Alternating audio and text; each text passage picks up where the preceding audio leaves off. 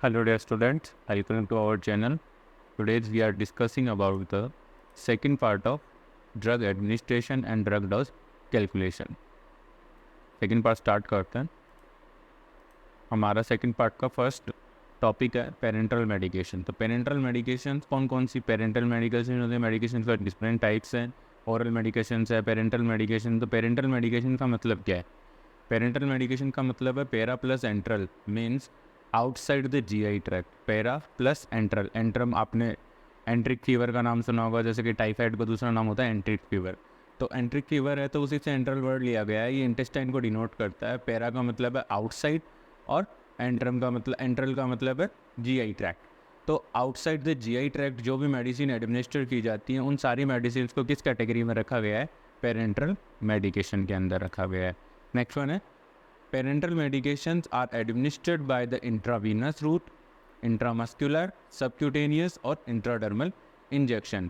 Second point कहता है कि पेरेंटल मेडिकेशंस हैं, जो भी पेरेंटल मेडिकेशंस हैं उनको एडमिनिस्टर करने का जो रूट होगा वो क्या होगा? क्या तो वो होगा इंट्रावीनस, क्योंकि हमें पेरेंटल मेडिकेशंस का मतलब क्या था? Outside the GI tract. तो आउटसाइड द जीआई ट्रैक्ट हमें एंटर करना है. तो इंट्रावीनस है तो जीआई ट्रैक्ट में नहीं गए.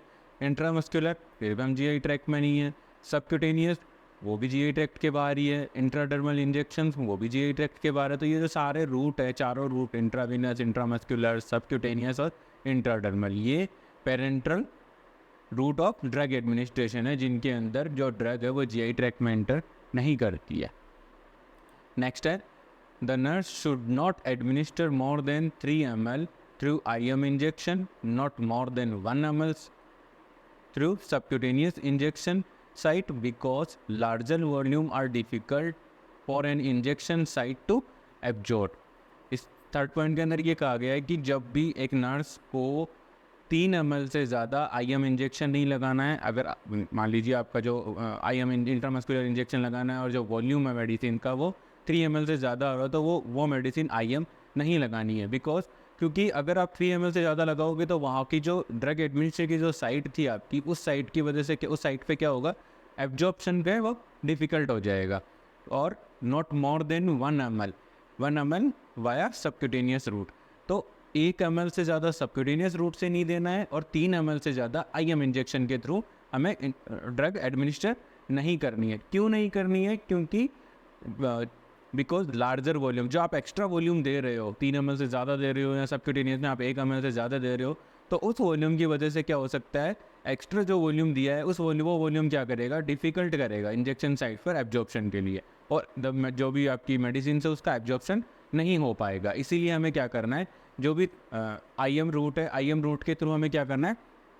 3 ml से ज़्यादा नहीं देना है और सबक्यूटेनियस से हमें 1 ml से ज़्यादा नहीं देना है, ताकि ड्रग का एब्जॉर्प्शन प्रॉपरली हो सके और उसका इफेक्ट आ सके. नेक्स्ट नोट, एक इम्पॉर्टेंट पॉइंट है. The nurse always question and verify excessively large और स्मॉल वॉल्यूम ऑफ मेडिकेशन. एक नर्स है, जब भी एक नर्स को लग रहा है कि हेल्थ केयर प्रोवाइडर ने कुछ एक्स्ट्रा अमाउंट ऑफ ड्रग या लार्ज वॉल्यूम दे दिया या बहुत ही कम वॉल्यूम दिया है, जिस रूट से हमें एडमिनिस्टर करना है उस रूट से बहुत ही कम वॉल्यूम देना है, तो हमें क्या करना है? हमेशा उसको वेरीफाई करना है, क्वेश्चन करना है हेल्थ केयर प्रोवाइडर से, और हमारा जो क्वेश्चन है, जो भी डाउट होता है उसको हमें क्लेरिफाई करके उसके बाद हमें ड्रग एडमिनिस्टर करनी है. ये इसमें इंपॉर्टेंट पॉइंट है. नेक्स्ट वन है इंजेक्शन की टेक्निक. तो इंजेक्शन की टेक्निक्स है intramuscular injection, subcutaneous injection, intravenous injection, intradermal injection.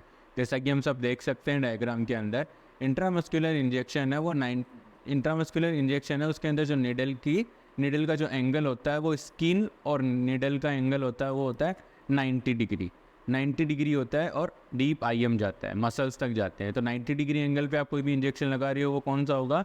Intramuscular injection होगा. सबक्यूटेनियस रूट है तो सबक्यूटेनियस में जो एंगल है स्किन और आपके सिरिंज और या निडल के बीच में जो एंगल बन रहा है वो एंगल बन रहा है 45 डिग्री एंगल. 45 डिग्री एंगल से आप अगर कोई भी मेडिकेशन है उसको एडमिनिस्टर कर रहे हो तो वो मेडिसिन है वो कहाँ जाएगी? सबक्यूटेनियस में जाएगी, सबक्यूटेनियस टिश्यू के अंदर जाएगी. नेक्स्ट वन है अगर आप इंट्रावीनस रूट के थ्रू कोई भी ड्रग एडमिनिस्टर करना चाहते हो तो निडल और स्किन के बीच में जो एंगल होगा वो कितना डिग्री का होगा? 25 डिग्री का एंगल होगा. नेक्स्ट अपना इंट्राडर्मल रूट मतलब अंडर द स्किन. तो इंट्राडर्मल रूट के अंदर क्या होगा, जो angle between the skin and syringe और needle is 10 to 15 degree angle. ठीक है, नेक्स्ट है प्रीफिल्ड मेडिकेशन। प्रीफिल्ड मेडिकेशंस की बात करें तो प्रीफिल्ड मेडिकेशंस में कुछ ऐसी मेडिसिन आती हैं जो पहले से प्रिपेयर होकर के आती हैं। जैसे कि अपन बात करें इपेरिन इंजेक्शन है, वो प्रीफिल्ड सिरिंज के अंदर आते हैं। ठीक है, तो प्रीफिल्ड सिरिंज है, उनका कैसे यूज करना है, कौन कौन से उनके अंदर जो इम्पोर्टेंट पॉइंट्स है जिनको एक नर्स को प्रीफिल्ड सिरिंज का यूज करते टाइम या प्रीफिल्ड मेडिकेशंस का यूज करते टाइम नर्स को अपने माइंड में रखने और उन चीज़ों को फॉलो करना है। फर्स्ट वन है the prefilled medication is to be use once and discarded. Prefilled medications की सबसे खास बात यह है कि प्रीफिल्ड मेडिकेशन को एक ही बार यूज़ करना है। अगर आप मान लीजिए आपने प्रीफिल्ड मेडिकेशंस का यूज किया और सिरिंज के अंदर ड्रग बच गई, तो उस ड्रग को हमें क्या करना है, डिस्कार्ड करना है, दोबारा से यूज नहीं करना है, क्योंकि उसकी जो इफ़ेक्टिवनेस है वो कम हो चुकी है। अगर आप दोबारा लगाओगे तो उसकी इफेक्टिवनेस उतनी नहीं आएगी। ठीक है, नेक्स्ट वन है if a nurse is to give less than the full single dose provided the nurse need to discard the extra amount of drug before giving to the person। Second point ये कहता है कि अगर एक nurse prefilled syringe है, एक nurse को prefilled syringe से सिंगल डोज लगानी है। ठीक है, सिंगल डोज लगानी है और नर्स को जो डोज है वो फुल डोज नहीं देना, हाफ डोज देना है। तो नर्स को क्या करना है, प्रीफिल्ड सिरिंज में से पेशेंट को लगाने से पहले जो हाफ डोज है, जो जो एक्स्ट्रा अमाउंट ऑफ ड्रग है, ठीक है, उसको नर्स को क्या करना है, पहले डिस्कार्ड करना है। उसके बाद जितनी डोज पेशेंट को चाहिए थी उतनी उस प्रीफिल्ड सिरिंज में रख करके उसके बाद हम पेशेंट को एडमिनिस्टर करेंगे। Second point, important point. Next one है parts of the syringe. Parts of the syringe की बात करते हैं कि सिरिंज के कौन कौन से पार्ट्स होते हैं। फर्स्ट है टिप, बैरल और प्लंजर। जैसा कि हम डायग्राम में देख सकते हैं, टिप है उसको हब भी बोल रहे हैं।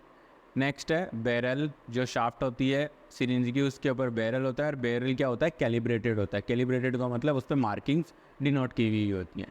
प्लंजर जो सिरिंज में भरने के बाद जो पुश करने के काम आता है उसको बोलते हैं प्लंजर। ये होता है रबर स्टॉपर, जहाँ से क्या करना होता है, हमें मेजरिंग करनी होती है। नेक्स्ट है ट्यूबरकुलिन सिरिंज। ट्यूबरकुलिन सिरिंज है, तो ट्यूबरकुलिन सिरिंज है वो भी एक स्पेसिफिक टाइप की सिरिंज है। इस ट्यूबरकुलिन सिरिंज का क्या होता है कि मोस्ट कॉमनली यूज़ है, वो बहुत ही मोस्ट कॉमनली यूज़ वैक्सीन्स को या कोई पीडियाट्रिक डोज ड्रग डोज है उसको एडमिनिस्टर करने के लिए लिया जाता है। The tuberculin syringe hold 1 ml। इसका मतलब है कि ट्यूबरकुलिन सिरिंज है वो 1 ml की होती है and use to measure the small और क्रिटिकल अमाउंट ऑफ मेडिकेशन। और इसका यूज बहुत ही कम डोज और बहुत ही क्रिटिकल ड्रग्स होती हैं, क्रिटिकल अमाउंट ऑफ मेडिकेशंस हैं, उनको मीजर करने के लिए क्या यूज़ किया जाता है, ट्यूबरकुलिन सिरिंज का यूज किया जाता है। सच एज वैक्सीन और चाइल्ड मेडिकेशन, जैसे कि वैक्सीन, जैसे कि इंट्राडर्मल वैक्सीन लगाते हैं अपन ट्यूबरकुलिन सिरिंज से लगाते हैं, अपना BCG लगाते हैं, तो ट्यूबरकुलिन सिरिंज का यूज किया जाता है क्योंकि उसके अंदर जो ड्रग है, जो कैलकुलेशन है वो अच्छे से हो पाती है। नेक्स्ट है चाइल्ड मेडिकेशन। जैसा कि हम सब देखते हैं कि बच्चों के अंदर ड्रग डोज कैलकुलेशन का बहुत ही इंपॉर्टेंट रोल होता है और उनकी जो डॉग्स है वो बहुत ही नैरो कैलिब्रेटेड होती है। उस वजह से हमें क्या करना होता है, उनको ट्यूबरकुलिन सिरिंज में लेकर के मेजर करना होता है ताकि हम जो भी चाइल्ड है उसको एक्स्ट्रा डोज ना दे। ये रही ट्यूबरकुलिन सिरिंज का डायग्राम। नेक्स्ट वन है इंसुलिन सिरिंज। मोस्ट कॉमनली हम सब देखते हैं इंसुलिन सिरिंज। तो इंसुलिन सिरिंज के बारे में क्या है कि the capacity of the insulin syringe is 1 ml। अलग अलग कैपेसिटी की आती हैं, मोस्ट कॉमनली जो देखने को मिलती है वो मिलती है the capacity of insulin syringe is 1 ml। जो इंसुलिन सिरिंज है वो 1 ml की होती है and this 1 ml contain the 100 unit of insulin. जो 1 ml की इंसुलिन सिरिंज है वो क्या होती है, वो भी 1 ml की होती है और इस 1 ml के अंदर क्या होता है, 100 यूनिट ऑफ इंसुलिन आप एडमिनिस्टर कर सकते हो या फिर आप इसमें भर सकते हो। Insulin should not be measure in any other type of syringe.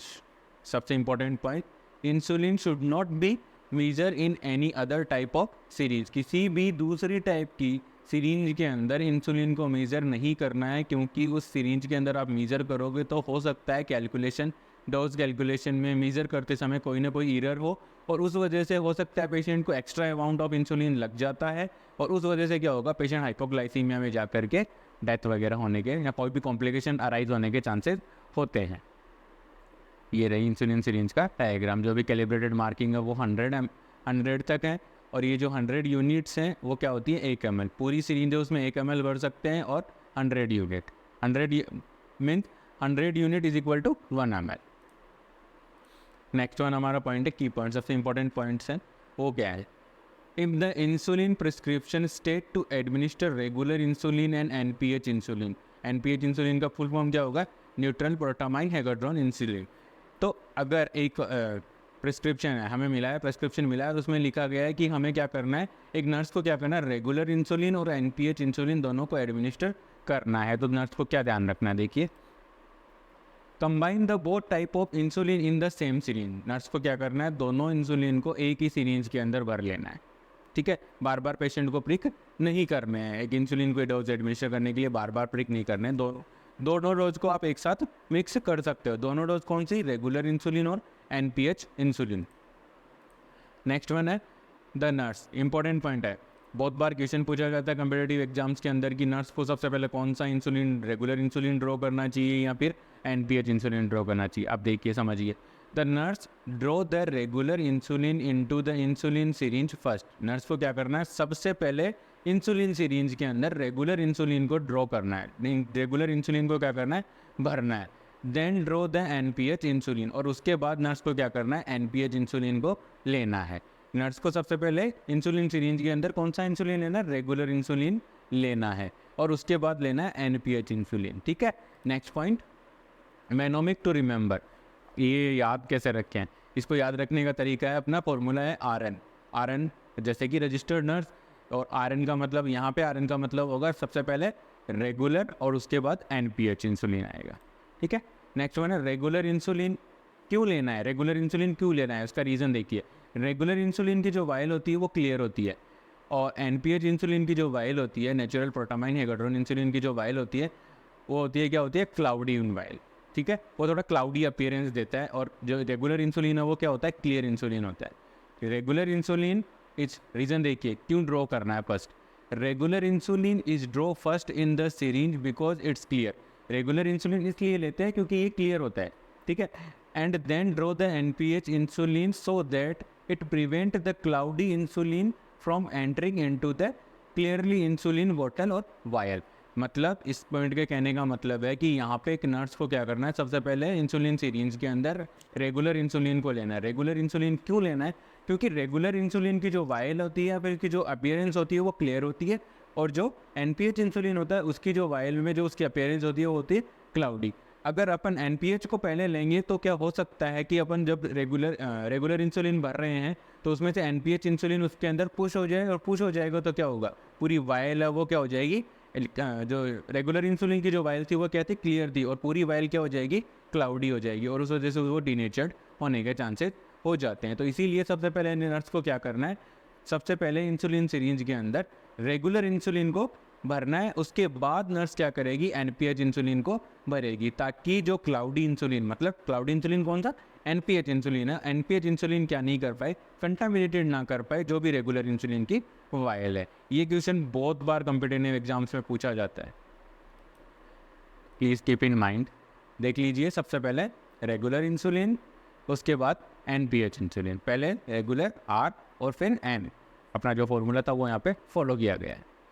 Next one है इंजेक्टेबल मेडिकेशंस इन पाउडर्ड फॉर्म।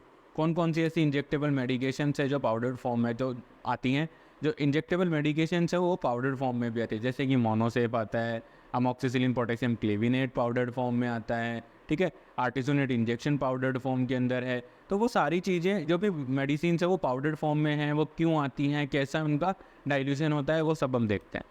नेक्स्ट पॉइंट अपना, some medication are stored in powder form because it become unstable when it is stored in solution form.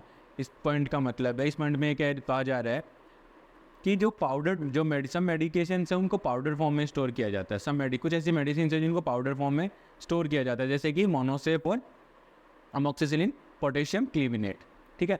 इन दोनों medications को example है, और भी बहुत सारी medicine है जिनको पाउडर फॉर्म में स्टोर किया जाता है। ये सारा जैसे पेंटोब है वो भी पाउडर फॉर्म में आता है, तो ये सारे एग्जांपल है, ठीक है। तो इनको पाउडर फॉर्म में स्टोर करने का मेन रीज़न क्या है? मेन रीज़न यही है कि ये क्या होती है, अगर इनको आप सॉल्यूशन फॉर्म में स्टोर करने की कोशिश करोगे तो ये क्या हो जाती है, अनस्टेबल हो जाती हैं, इनका कोई इफेक्ट नहीं आता, ये डीनेचर्ड हो जाती हैं। इसलिए क्या किया जाता है, जो भी फार्मास्यूटिकल कंपनीज होती है वो क्या करती है, इनको पाउडर्ड फॉर्म में स्टोर करती है और साथ में हमें स्टेराइल वाटर देती है, जिससे क्या होता है हम इनको डाइल्यूट कर लेते हैं whenever it needed to be use. Next one है, these powdered medication are dissolve in a sterile water और नॉर्मल सेलाइन। जैसा कि पहले बताया मैंने, दीज पाउडर फॉर्म मेडिकेशन, ये जो भी पाउडर फॉर्म वाली जो भी मेडिकेशन है इनको क्या किया जाता है, स्टेराइल वाटर या फिर नॉर्मल सेलाइन के अंदर क्या कर लिया जाता है, डिजोल्व कर लिया जाता है एडमिनिस्टर करने से पहले।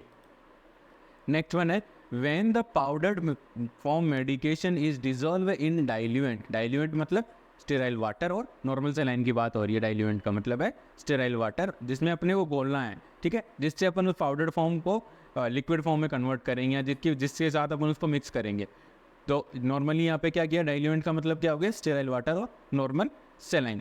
When the powdered medication is dissolve in diluent is called as reconstitution. Important point कि जब एक पाउडर्ड फॉर्म मेडिकेशंस को डिजोल्व किया जाता है, डिजोल्व किससे करेंगे, या तो स्टेराइल वाटर या फिर नॉर्मल सेलाइन से अपन डिजोल्व कर रहे हैं, तो उस प्रोसेस को क्या कहा जाता है, उस प्रोसेस को कहा जाता है reconstitution. Important point, please keep in mind note.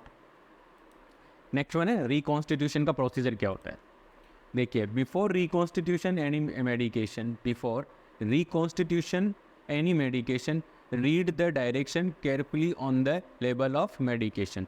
ये रिकॉन्स्टिट्यूशन प्रोसीजर के अंदर क्या कहा गया है, ये कहा गया है कि जब भी आप किसी मेडिसिन को डाइल्यूट करने के लिए जा रहे हो तो उससे पहले हमें क्या करना है, उस मेडिसिन के लेबल के ऊपर जो भी डायरेक्शन दिए गए हैं कि इस तरीके से, जो भी प्रोसीजर बताया गया है कि किस तरीके से इसे हमें रिकॉन्स्टिट्यूट करना है या डाइल्यूट करना है, उसको हमें क्या करना है, रीड कर लेना है, अच्छे से पढ़ लेना है, क्योंकि अगर हम ये गलत करेंगे तो पूरी मेडिसिन है वो ख़राब हो जाती है। नेक्स्ट वन है, when reconstituting multiple dose vial, label the medication vial with date and time of preparation। जब भी हम कोई मल्टीपल डोज की वायल है उसको डिजोल्व कर लिया, उसको रिकॉन्स्टिट्यूट कर लिया हमने, चाहे वो स्टेराइल वाटर से किया हो, चाहे वो हमने नॉर्मल सेलाइन के साथ किया हो, तो उस कंडीशन में हमें क्या करना है, मल्टीपल डोज की जो वायल थी उस वायल पे क्या करना है, डेट एंड टाइम लिख देना है कि कब हमने ये, कौन सी तारीख को, कितनी बजे हमने ये मेडिसिन है उसको डिजोल्व किया था और किस में डिजोल्व किया था, ताकि एक टाइम पीरियड के बाद वो मेडिसिन है वो ख़राब हो जाती है, ताकि हम उस टाइम पीरियड का ध्यान रख सकें और उस मेडिसिन को हम डिस्कार्ड कर सकें। अगर हम ऐसा नहीं करते हैं, अगर एक नर्सिंग ऑफिसर या नर्स ऐसा नहीं करते हैं, तो उससे क्या होगा, जो मेडिसिन है वो एडवर्स रिएक्शन, कॉम्प्लिकेशन जनरेट कर सकती है। नेक्स्ट वन है, ऑलवेज इंडिकेट द स्ट्रेंथ पर volume on the medication label is also important, कि आपने कितने अमाउंट में ड्रग को डिजोल्व किया गया है उसके अकॉर्डिंग ड्रग की डोज कैलकुलेट करके, जो कि हम अगले नेक्स्ट चैप्टर में पढ़ेंगे अपने, जो ड्रग की डोज है उसको कैलकुलेट करके उसके ऊपर नोट करना है उसकी जो स्ट्रेंथ है कि पर ml में ये कितनी ड्रग बन चुकी है या कितनी ड्रग अवेलेबल है, वो हमें नोट करके रखना है। किसके ऊपर, मेडिसिन के लेबल के ऊपर आफ्टर द डाइल्यूशन। साथ में क्या क्या नोट करना है, कौन सी डेट को डाइल्यूट की, कौन से डाइल्यूएंट का यूज़ किया गया और कितनी बजे ये डाइल्यूट की गई, ताकि जो भी नर्सिंग ऑफिसर नेक्स्ट शिफ्ट में आता है उस मेडिसिन को वो प्रॉपरली यूज़ कर सके और हम रिसोर्सेज का प्रॉपर यूटिलाइजेशन करके बेस्ट नर्सिंग केयर प्रोवाइड कर सकें।